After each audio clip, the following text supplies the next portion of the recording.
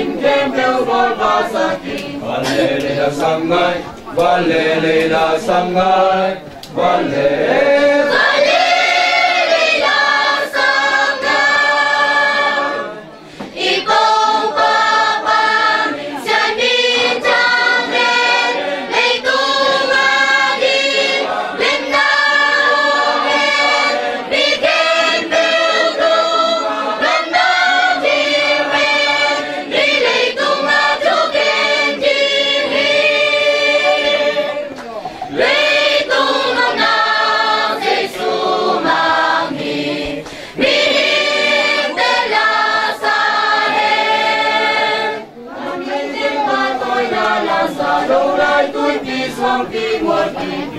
Minamuhen, kidem minamuhen, kidem minamuhen.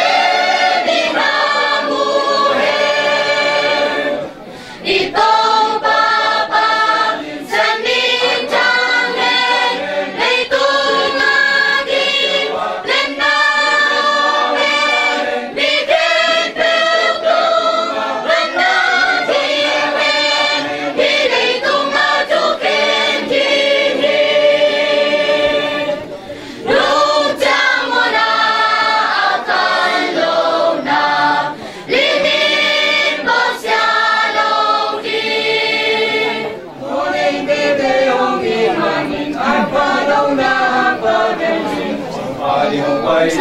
một phà đi không quay đi một phà đi không quay đi itong Papa sa minjangen itong aking linamuhen bigyan pelutong manatiwen pilay itong matukin